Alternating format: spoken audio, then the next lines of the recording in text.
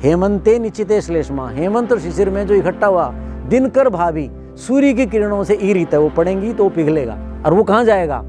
आपके रस रक्त उन धातुओं को जाएगा और वो क्या होगा? आपके जो स्रोत हैं, रस वाहिनियाँ हैं, रक्त वाहिनियाँ हैं, उनको वो रोक देगा। उससे आपकी जठराग्नि मंद हो जाएगी। जठराग्नि पे वसंत ऋतु में क्या हो जाएगा कि जैसे अंगारा है उसके ऊपर जैसे आवरण छा जाता है अंगारे के ऊपर,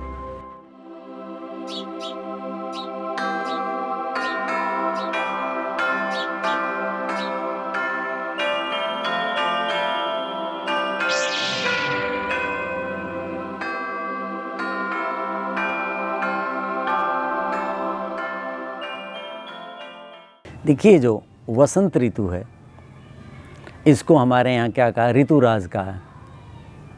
और आपने ज़्यादातर भारत के जो बुद्धिजीवी हैं, आचार्य हैं, उनके मुंह से सुना होगा कि भारत ही एक ऐसा देश है जिसमें 6 ऋतुएं हैं। क्या है कि हम जिस भूखंड में हैं, जो हमारी स्थिति है, उसमें जो आर्यावर्त कह लीजिए, ये जो भारतखंड कह लीजिए, इसकी जो विस्तृति है ऊपर से नीचे तक, तो वहाँ 6 ऋतुएं हैं। 6 ऋतुएं जो हैं उनमें थोड़ा सा भेद है। शिशिर और हेमंत ये उत्तर भारत की ऋतुएं हैं, विंध्याचल से ऊपर की हैं। और विंध्याचल से नीचे शिशिर ऋतु नहीं होती, वहाँ प्रावृण और वर्षा, वहाँ वर्षा की 2 ऋतुएं हैं। क्योंकि मानसून 1 जून से केरल में आता है और वहाँ से आरंभ होता है, अंत में वहीं समाप्त होता है, तो वहाँ ज़्यादा समय तक वर्षा तो होती है विंध्याचल और उससे नीचे, तो वहाँ प्रावृण और वर्षा है। लेकिन वसंत ऋतु भी समान नहीं आती। जैसे इस समय हम मान लीजिए जो है 13 फरवरी को बैठे हैं, तो इस समय जो गुजरात का क्षेत्र है, मध्य प्रदेश का मध्य भाग है और उससे नीचे का है, वहाँ वसंत ऋतु का प्रभाव आरंभ हो चुका। वहाँ के चने इस समय पक करके 10 दिन पहले 20 दिन पहले तक यहाँ आए हुए हैं। सहजन के फूल यहाँ आए हुए हैं, वो वसंत ऋतु में आते हैं। लेकिन यहाँ जो हम करनाल में बैठे हैं, करनाल में क्या अंतर है? करनाल बीच में है हरियाणा का। यहाँ से जो दक्षिणी हरियाणा है, महेंद्रगढ़ है, गुड़गांव, भिवानी है, वहाँ यहाँ से 1 सप्ताह पहले वसंत ऋतु आती है। और करनाल से जब हम पिंजौर जाते हैं, कालका, चंडीगढ़ जाते हैं, तो वहाँ 5 और 6 दिन बाद में वसंत ऋतु आएगी। क्यों? कि हम पृथ्वी के जिन जिन अक्षांशों पर हैं, जिन जिन भूभागों पर हैं, सूर्य उत्तरायण हुआ तो धीरे धीरे अक्षांश के हिसाब से, यानी भूखंड के हिसाब से, भौगोलिक स्थिति के अनुसार ये बढ़ रहा है। तो जब वसंत ऋतु की मैं बात करता हूँ तो आपको सब जगह समान नहीं समझना। करनाल की दृष्टि से मैं बात करूँ तो 20 फरवरी से 20 अप्रैल करनाल में वसंत ऋतु मानी जानी चाहिए।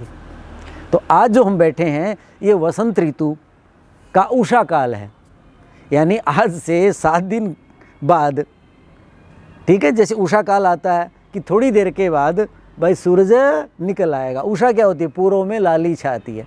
तो इस समय हमारे पेड़ पौधों के ऊपर हल्का सा अंकुरण, जैसे मैंने आपको दिखाया था सहजन के पेड़ पे अभी लालिमा नहीं आई थी, लेकिन कुडमल आ गया था उसका। वसंत ऋतु आएगी तो वो लालिमा में बदल जाएगा। कुछ पौधे हैं उनमें अभी जो है पुष्प जो है पल्लवन उनका हुआ नहीं है, हल्का सा दिखने लगा है, तो वो समय है ये। तो हाँ, यहाँ जो है उस रूप में माने तो करनाल से उत्तर में थोड़ा देर से माने, करनाल से दक्षिण में और पहले माने, और राजस्थान का नीचे का हिस्सा और गुजरात, वहाँ तो समझो वसंत ऋतु इस समय चल ही रही है, क्योंकि वहाँ सूर्य और जल्दी उसका प्रकाश किरणें तेज हो गई थी। अब इसको हमारे यहाँ ऋतुराज क्यों कहा? आपने कहा था कि भाई विवाह आदि क्यों होते हैं। महाराज दशरथ को लीजिए, पुराना इतिहास लेते हैं।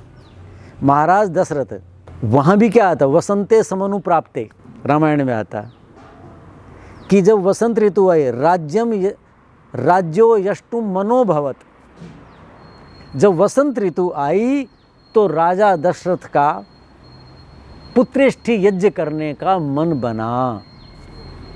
वर्षा ऋतु में क्यों नहीं बना?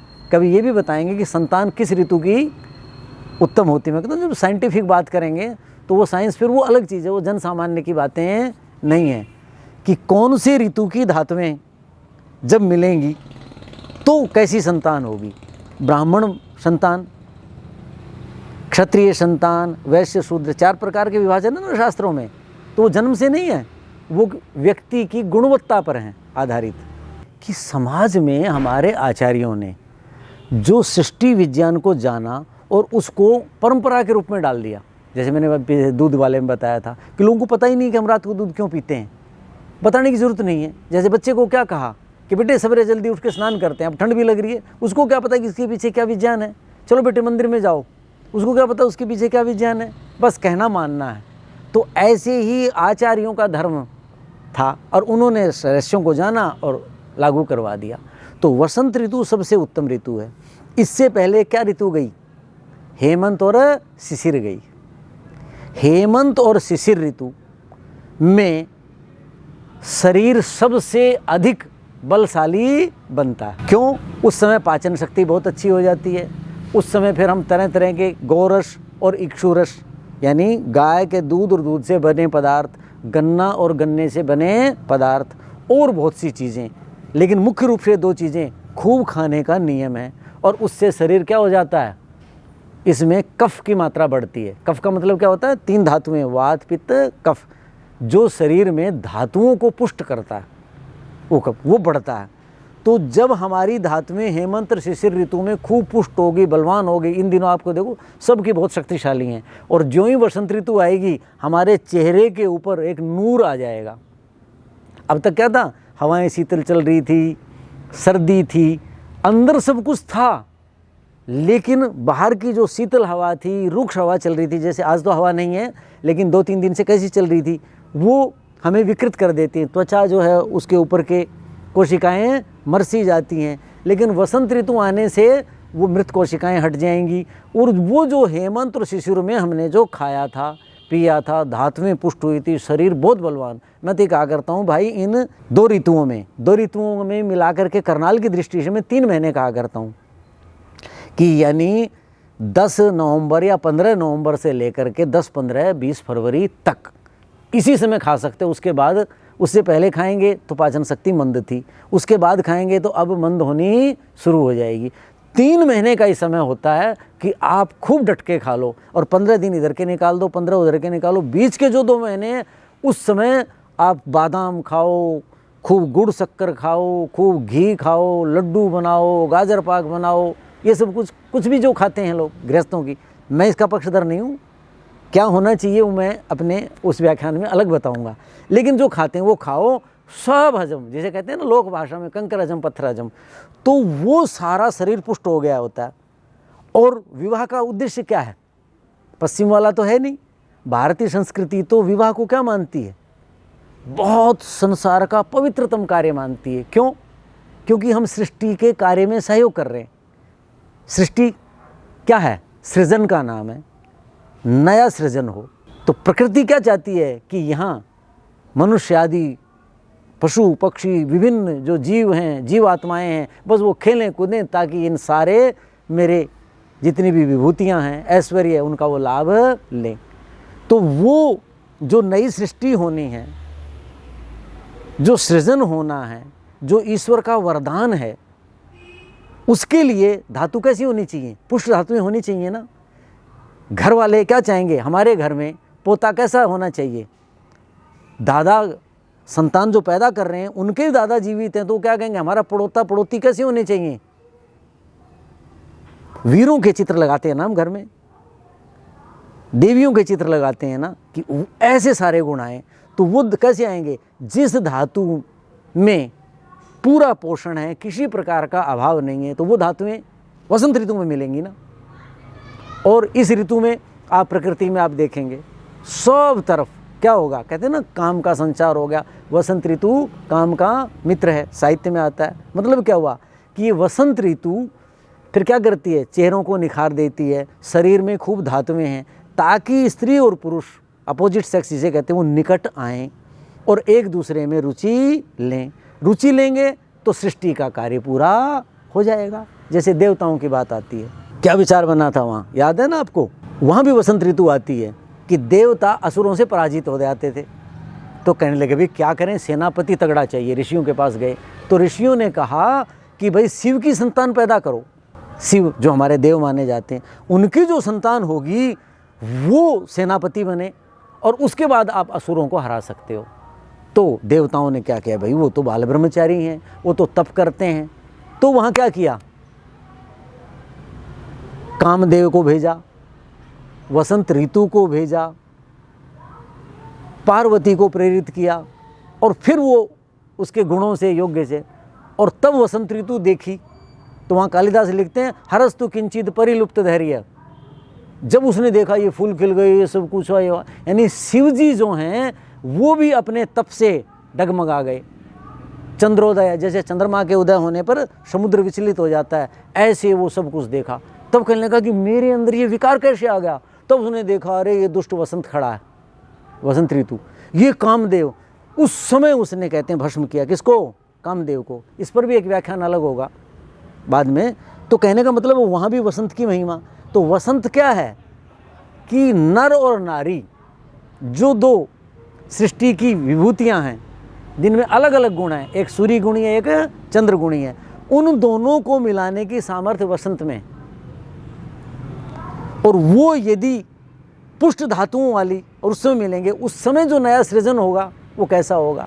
तो महाराज दशरथ ने भी पुत्रेष्टि यज्ञ, क्योंकि वो रघुवंशी तो कैसे थे, शास्त्र परंपरा के संवाहक थे, विद्यार्थी जीवन में बाद में वशिष्ठ जैसे मंत्रियों से, ऋषियों से मार्गदर्शन पाते थे। तो उनको पता था कि वसंत ऋतु में यदि मैं पुत्रेष्टि यज्ञ करूँगा और उस समय जो हमारी संतान होगी रानी और हमारे संयोग से वो उत्तम संतान होगी, तो तब वहाँ कहता वसंते समनुप्राप्ते राज्य यष्टुम मनोभवत। नहीं तो और ऋतु में भी आ सकता था, गर्मी में भी आ सकता था, वर्षा में, सर्दी में भी आ सकता था।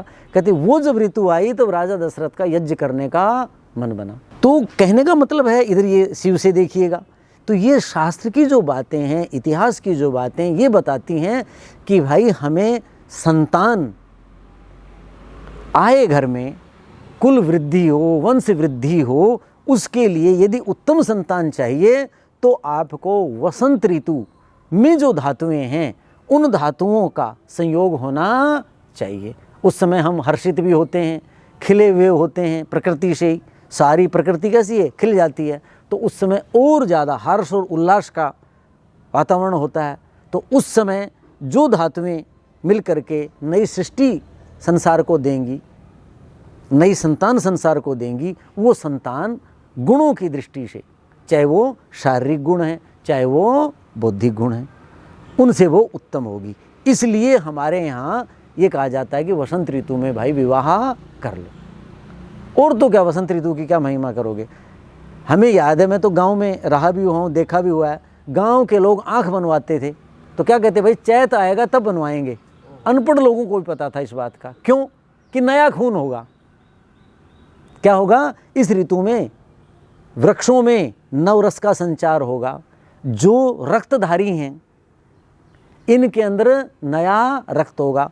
जो गाय भैंसें आदि आप देखो ना फर वाले, उनके सब के बाल हटा दिए जाएंगे। अब भेड़ें, उनके सब के बाल हटा दिए, अब नए आएंगे। आप देखना इस समय भेड़ वाले जो हैं, ऐसे ही सब में हमारे में हमारी मृत कोशिकाएं, खराब कोशिकाएं चली जाएंगी, अंदर से नई आएंगी। सब पेड़ों के आप देखिए पुराने पत्ते जो हेमंत शिशिर ने खराब कर दिए थे वो गिर जाएंगे, सब नए आएंगे। तो नव रस का संचार होगा, नव रक्त का संचार होता है उसमें। और उसमें हमारे अंदर क्या होती है, उल्लास, उमंग, उत्साह। इसलिए वसंत उत्सव मनाते हैं। अब ये जो वैलेंटाइन डे कहते हैं, फलाना करते हैं, हम होली क्या है, मदनोत्सव है इसका शास्त्र में नाम। होली क्या है, मदनोत्सव, काम का उत्सव है, काम का उत्सव है। अब तो ये चीज़ें ऐसी बन गई, पहले हमारे यहाँ स्त्री पुरुषों के प्रति, एक दूसरे के प्रति बहुत ज़्यादा आकर्षण नहीं था, बहुत ज़्यादा ऐसा नहीं था। अपने अपने कार्यों में सब व्यस्त रहते थे। इतने ज़्यादा व्यस्तता, ऐसी बढ़िया दिनचर्या होती थी कि उनमें काम ऐसे नहीं था जैसे आज गली कूचों में रुलता फिर रहा है, ऐसे नहीं था, क्योंकि तो देवता था। तो लोगों में काम के प्रति रुचि हो, ऐसे ऐसे उदाहरण हमने देखे हैं खुद, कि माता पिता जबरदस्ती बच्चों को जो प्रेरित करते थे, जवान बहुओं को, बेटों को, कि जो है अरे भाई संतान नहीं हुई है, ये हुआ है, फलाना हुआ है, तो वो उनके लिए विशेष व्यवस्थाएं करते थे कि वो साथ उठें, साथ बैठें, साथ रहें, नहीं तो इतने कामों में लगे रहते थे अपने अपने जो कार्य हैं उनमें। तो ये वसंत उत्सव में ये जो मदन उत्सव मनाते हैं, जिसे आप होली कहते हैं, ये मदन उत्सव है, काम का उत्सव है। फिर रंग क्यों लगाएं कि पीला रंग लगेगा, लाल सा लगेगा, एक दूसरे के निकट जाएंगे, एक दूसरे को छुएंगे, फिर उसके प्रति आकर्षण होगा, और आकर्षण होगा तो सृष्टि आगे बढ़ेगी। तो ये नियम बनाया ये वसंत ऋतु में, नहीं तो मदन उत्सव वर्षा ऋतु में क्यों नहीं मना देते? इतनी उमस, इतना बुरा हाल जून में क्यों नहीं कर देते? क्योंकि उस समय धातुएं पुष्ट नहीं है। जब ऋतुचर्या आएगी उसमें बताएंगे किस ऋतु में क्या हानि, क्या नुकसान होता है। आपको सितंबर अक्टूबर में क्यों नहीं मदन उत्सव मनाते? क्योंकि शरीर में कुछ होता ही नहीं है। पहले गर्मी सारा खा गई, फिर वर्षा ऋतु ने गड़बड़ कर दी, कुछ होता ही नहीं। सबसे ज़्यादा बीमारियां कब आती हैं? शरद ऋतु, सितंबर अक्टूबर में आती, कुछ है ही नहीं।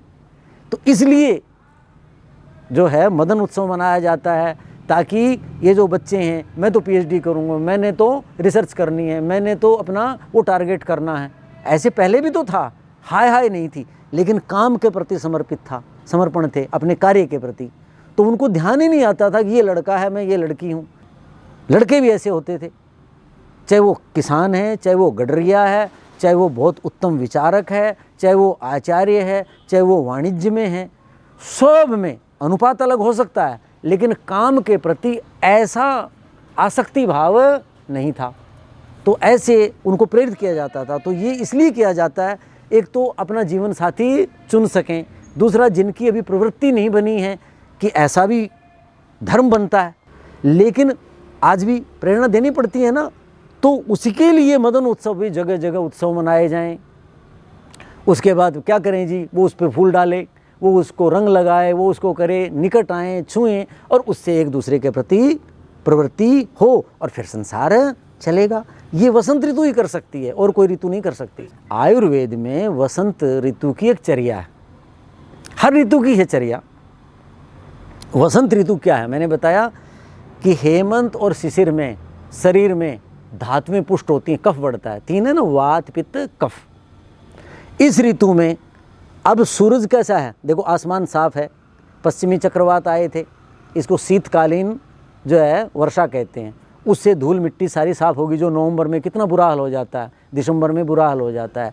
ज्यों ही सूर्य उत्तरायण होता है, शिशिर ऋतु आरंभ होती है, वर्षा आरंभ हो जाती है। उत्तर पश्चिम भारत में तो बहुत ज़्यादा, जहाँ हम बैठे हैं, तो सूर्य की किरणें, सूर्य उत्तरायण हो गया, ऊपर आ गया, वो तीक्ष्ण हो जाती हैं। आसमान साफ हो गया और तीक्ष्ण हो जाएंगी, क्योंकि बाधा नहीं रही बीच में, वो शरीर पर पड़ती हैं। शरीर ने क्या कर रखा है? कफ का संचय कर रखा है। क्या कर रखा है? कफ खूब इकट्ठा कर रखा। कफ का मतलब बलगम नहीं है। कफ जब मैं कहता हूँ तो समझ रहे हो, वो धातु जो शरीर में जलीय अंश प्रधान है। जब मैं पित्त कहता हूँ तो शरीर की वो धातु जिसमें अग्नि तत्व प्रधान है। जब वायु कहता हूँ तो शरीर की वो धातु जो शरीर को क्रियाशील रखती है, गतिमान रखती है, लेकिन रुक्षता पैदा करती है। समझ गए? तो कफ का मतलब है कि रक्त का खूब होना, मांस का खूब होना, मज्जा का खूब, मेद का खूब होना, वो है। उसी से फिर सातवीं धातु खूब बढ़िया बनेगी। खर्च भी होगी वसंत ऋतु में, तो खूब इकट्ठा कर रखा है ना हमने। जिसका खूब बैंक बैलेंस है वो थोड़ा बहुत खर्च करेगा तो कमी पड़ेगी क्या? अब जिसके पास है ही नहीं वो खर्च करेगा तो फिर दुखी। तो इस ऋतु में इसलिए खूब खाना होता है। तो अब इस ऋतु में आपने भोजन आदि का, जीवन शैली का ध्यान देना है। क्या कि आपने जो हेमंत और शिशिर में भोजन किया था, जो खिलाई थी ना मैंने चीज़ें, गोरस और इक्षुरस, मेवा खाओ, ये खाओ, खूब खाओ, वो नहीं खाने। क्यों? हेमंते निचित श्लेष्मा दिनकर भाभी ईरित कायाग्निम बाधते तस्मात् रोगान प्रकुरुते बहुन। इस ऋतु में 20 मार्च के आसपास और 20 अप्रैल के आसपास लोगों को बुखार होने लग जाएंगे। पहले चेचक आया करती थी, वो तो रोक दी जीवाणु। वो चेचक क्या है? कफ का रोग है। इस ऋतु में कफ कुपित होता है। जो कफ हमने इकट्ठा किया था वो हुआ था सूर्य की जब किरणें पड़ती हैं, हेमंते निश्चिते श्लेष्मा, हेमंत और शिशिर में जो इकट्ठा हुआ दिनकर भाभी सूर्य की किरणों से ईरित है, वो पड़ेंगी तो पिघलेगा और वो कहाँ जाएगा? आपके रस, रक्त, उन धातुओं को जाएगा और वो क्या होगा? आपके जो स्रोत हैं, रस वाहिनियाँ हैं, रक्त वाहिनियाँ हैं, उनको वो रोक देगा। उससे आपकी जठराग्नि बंद हो जाएगी। जठराग्नि पे वसंत ऋतु में क्या हो जाएगा कि जैसे अंगारा है उसके ऊपर जैसे आवरण छा जाता है, अंगारे के ऊपर राखी का हल्का सा, तो वो राखी धीरे धीरे बढ़ती जाती है। पहले तो थोड़ी सी दिखती है, ताप रहता है, फिर वो राखी बढ़ गई तो ताप भी कम, अग्नि भी कम दिख रही है। एक समय के बाद क्या हो जाएगा? अग्नि तो अंदर है और वो आवरण बड़ा हो जाता है और न ताप आता। ये स्थिति आ जाती है इस ऋतु में। किसकी? अब आप देखोगे ना 10-15 दिन के बाद माताएं पूछेंगी, घर में पत्नियां पूछेंगी क्या बना दें? आज तो कोई मन नहीं कर रहा, कौन सी सब्जी बना दें, कुछ मन नहीं कर रहा, खाया ही नहीं जाएगा। आप गोंद के लड्डू खा के दिखा देना, आप बादाम के ये चीज़ें, गाजर पाक नहीं खा पाएंगे आप।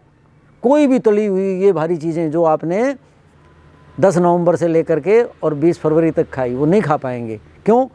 कि वो जो सूर्य की किरणें थी शरीर पे पड़ी, उससे हमारे अंदर जो कफ इकट्ठा हुआ था, प्रकृति से होता है उस ऋतु में। जल भी मधुर होता है, वो जल भी कफ पैदा करता है। कफ का मतलब समझ रहे ना? धातु, पुष्ट धातु करता है। तो वो हमारी काय अग्निम, जठराग्नि जो पचाती है उसको बाधते, रोगान प्रकृते बहुन, बहुत से रोग उससे पैदा हो जाते हैं। तो इसलिए इस ऋतु में आपने वो चीज़ें लेनी हैं जो कफ न बढ़ाएं। भोजन जो पहले ले रहे थे वो कम लेना है, सुपाच्य लेना है। जल जो है वो कैसा लेना है? हल्का गुनगुना लेना है, ताकि आपका कंठ रुक जाए, कफ हो तो वो सफाई हो जाए और पाचन शक्ति जो जठराग्नि है वहाँ जैसे आवरण छा जाता है ना कफ का, धुएं की तरह, उसकी तरह, राखी की तरह, वो जो है गुनगुना जल पिएंगे तो हो जाएगा। शीतल जल क्या है? बहुत भारी होता है और इस ऋतु का जल बताया बहुत भारी है, बहुत उसमें शक्ति है। तो उबालने से जो हमारे शरीर के अंदर उस तापमान तक आना था, उबलने के बाद जो पाचन होना था वो पाचन भारी हो गया और वो गुनगुना जल आप लें। तो जल का सेवन वो करें। जिनके शरीर में कफ ज़्यादा है, जोड़ों के दर्द हैं, शरीर में भारीपन है, जोड़ों का दर्द केवल वायु से नहीं है, कफ के कारण भी शरीर में मोटापन आ गया। मोटापन आ गया तो क्या हो गया कि शरीर की जो रसवाहिनियाँ, रक्तवाहिनियाँ हैं, जिनके अंदर स्रोत हैं, उन सबको रोक देते हैं। मोटेपन से चर्बी आदि सब रोक देते हैं, उससे फिर रक्त संचार नहीं हो पाता। उनको पुष्ट करने के लिए जो जो पोषक तत्व जाने चाहिए थे वो नहीं जा पाते, तो सारा रुक जाता है। तो आप मालिश करें, इस ऋतु में मालिश करनी चाहिए। जो कफ है उससे क्षीण होता है। तेल क्या है? गर्म होता है और वो त्वचा के माध्यम से जाए। मैंने बताया था ना, घृताद 8 गुणम तैलम, घी से 8 गुणा है तेल लाभदायक। तो जो मोटे हैं उनका मोटापा कम होता है मालिश से, और जो बहुत पतले हैं वो जो है उनके अंदर मांस आदि बढ़ जाता है। उसके अलग अलग कारण हैं। जब मालिश का प्रकरण होगा उस समय विशेष बताएंगे। तो इस ऋतु में मालिश करें और गुनगुने जल से स्नान करें। जो युवा हैं, व्यायाम करते हैं, वो गुनगुने से न करें, लेकिन जो प्रौढ़ हैं, गृहस्थ हैं, बड़ी आयु के लोग हैं, वो लोग गुनगुने जल से स्नान करें। पीते समय भी गुनगुना पानी ही पिएं। इस ऋतु में दही नहीं खाना। दही क्या करता है? कफ की वृद्धि करता है। दही जो है वो पचने में भारी है, गुरु कहते हैं उसको आयुर्वेद में, भारी है। तो जठराग्नि पहले ही मंद है और आप क्या लेंगे? दही खाएंगे तो पचेगा नहीं, और दही पच भी गया तो कफ बढ़ाएगा, और शरीर में कफ पहले से ही है। तो दही नहीं खाना है आपने, तली भुनी चीज़ें, गरिष्ठ भोजन नहीं करना है। ये इस प्रकार की आपने इस ऋतु में चीज़ें लेनी।